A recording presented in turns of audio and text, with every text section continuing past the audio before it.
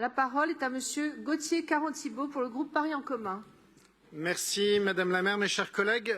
Nous marquons cette année les 40 ans de l'identification du virus du sida par l'Institut Pasteur. Et en 40 ans, la société a changé, la médecine a changé, la prévention a changé. Oui, le VIH-Sida a fait 40 millions de morts et 39 millions de personnes de par le monde vivent aujourd'hui avec le VIH selon les estimations de l'ONU-Sida. C'est trop, c'est bien trop. Et nous sommes nombreux à nous souvenir encore des amis, des proches qui nous ont quittés et dont l'absence se fait toujours amèrement sentir. Mais nous pouvons aussi espérer voir de notre vivant la fin du sida. Pour l'OMS, c'est faisable et nous nous y sommes engagés avec l'ONU-Sida. 0 infection, 0 décès et 0 discrimination à l'horizon 2030, c'est possible et c'est notre engagement. Cette perspective montre qu'il sert à quelque chose de se mobiliser, que oui, la science peut progresser et que les sociétés peuvent apprendre à se défaire des comportements haineux et discriminants. Alors oui, la science a changé et avec elle les moyens de prévenir la maladie et de vivre avec. Aujourd'hui, on peut avoir le VIH et ne pas le transmettre à ses partenaires sexuels, même sans préservatif, pourvu que l'on soit sous traitement. On peut de même avoir des enfants sans leur transmettre.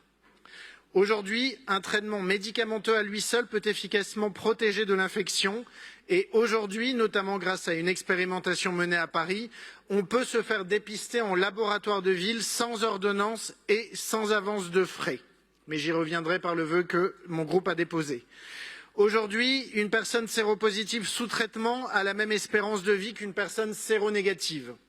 Et pourtant, nos concitoyennes et nos concitoyens restent encore largement ignorants de cette réalité. Un sondage réalisé pour le 1er décembre par l'IFOP pour Vers Paris sans sida le montre. À peine un francilien sur 4 sait que le traitement antirétroviral empêche la transmission du virus. Moins d'1 sur 3 connaît l'existence de la PrEP, pourtant disponible depuis 8 ans. Et la moitié à peine connaissent le dispositif VIH Test. Il y a donc un vrai besoin d'information et de prévention pour que les Parisiennes et les Parisiens puissent se saisir pleinement de tous les outils de prévention et de traitement qui sont disponibles et pour faire cesser les mythes et les peurs sur les personnes vivant avec le VIH. Et pour cela, nous pouvons compter sur l'association AIDS, la première à s'être constituée en France autour du VIH et des hépatites. À sa fondation, rue Michel-Lecomte, dans le 3e arrondissement, en 1984, la publicité pour les préservatifs était interdite à la télévision et l'État était encore bien loin d'envisager la première campagne publique de lutte contre le sida. Dans le silence indifférent d'un conservatisme assassin et généralisé, l'épidémie était là et la parole des séropositifs ignorée. 40 ans plus tard, AIDS est devenu un acteur incontournable de la santé communautaire et de la prévention qui a multiplié les moyens d'aller vers les publics les plus divers et qui gère des lieux innovants comme le spot Beaumarchais dans le 3e ou des dépistages de rue comme place des émeutes de Stonewall dans le 4e. Au-delà du soutien évident à leur action, je voudrais saluer en particulier la mémoire de Daniel Lefer, son fondateur.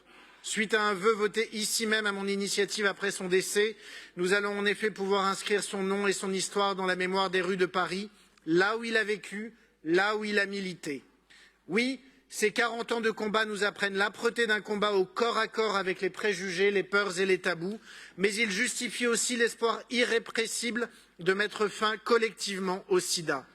Et dans cette période où l'éducation à la vie sexuelle et affective est menacée par des néo-réacs jusque dans les établissements scolaires, où des semeurs de panique morale inondent de pétitions et courriers quiconque prétend parler sans jugement de sexualité, d'orientation sexuelle ou d'identité de genre, même pour les plus jeunes, nous devons plus que jamais maintenir le cap et nous montrer à la hauteur des aspirations de tous ceux, de toutes celles qui se sont battus pour ces progrès remarquables, scientifiques ou activistes. Je vous remercie.